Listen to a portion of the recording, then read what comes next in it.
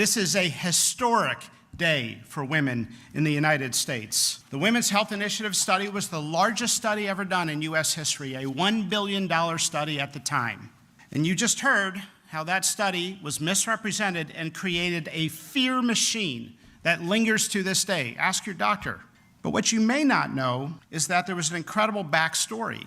The headline that hormone replacement therapy causes breast cancer was released to the media before the scientific data was released to the public. A week later, once the data was published, some of us looked at it and said, this is interesting. There's no statistical significance in the increase in breast cancer. If we don't have statistics, then we don't have science. And no clinical trial has ever shown that HRT increases the risk of breast cancer mortality. I reached out to some of the scientists and asked them about this controversy. I learned that before the study was released, the researchers got together in a hotel in Chicago and a shouting match erupted. One of the scientists said, if you put this out there, if you, quote, if you stir baseless fear around something so sensitive, that is breast cancer, you can't put that genie back in the bottle. Those words were so prophetic. Look at where we are today.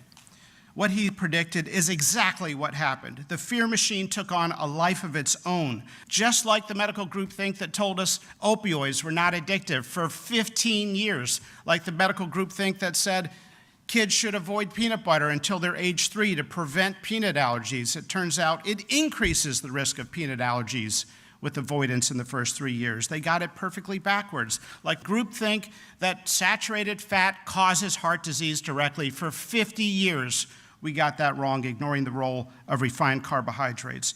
Tragically, for women, 50 million women since that study 23 years ago have been denied or never offered or talked out of the life-changing benefits of hormone replacement therapy. Many people know about the short-term benefits, alleviating the short-term symptoms of menopause, which can last 8 to 10 years. They can be severe, not like we were taught in medical school, that some women experience menopausal symptoms, but they last a couple years and they're usually mild. No, that was misinformation. The symptoms occur in over 80% of women. They last on average 8 years, and for many women, they are severe, even debilitating. Mood swings, night sweats, weight gain, hot flashes, divorce. By a large body of evidence, there are now recognized to be profound long-term health benefits that few people, even physicians, know about.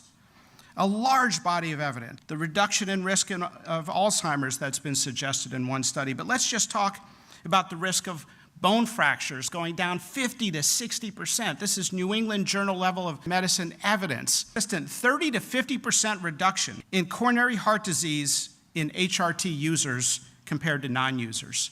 A 30 to 50% reduction in heart disease. What are we doing? The number one cause of death in women is heart disease. The power of dogma. In the journal Circulation, again, massive, highly researched studies, 30% reduction in all-cause mortality and a 48% reduction in heart attack deaths. Okay, we talk about statins all the time. We never talk about HRT. Statins have up to a 35% reduction. And these studies are showing up to a 50% reduction. What are we doing? Not offering women this potentially powerful treatment. With few exceptions, there may be no other medication in the modern era that can improve the health outcomes of women on a population level than hormone replacement therapy. After 23 years of dogma, the FDA today is announcing that we are going to stop the fear machine, steering women away from this life-changing, even life-saving treatment. The FDA is taking action to remove the black box warnings from estrogen-related products. This is based on a robust review of the latest scientific evidence. Our expert panel at the FDA we conducted a few months ago, some of those doctors and experts are here with us today. We are approving 2 new drugs for the treatment of menopausal symptoms. We are listening to doctors who have been waving the flag in the air saying, hey, we have this wrong. We are listening to women who have been challenging the paternalism of medicine. We are listening to female medical students that have demanded more menopause education in the curricula. This administration hears your voice and is not afraid to challenge the medical status quo. If you listen to people and I've seen this at the bedside, if you listen to the patient, you learn a lot.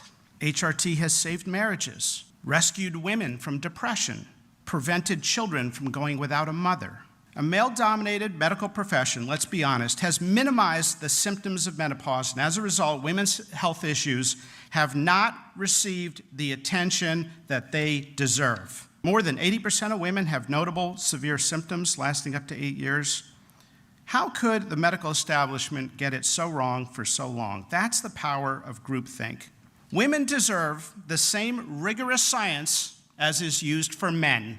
We don't believe in medical dogma. We believe in evidence, science, patient choices, and restoring the doctor-patient relationship.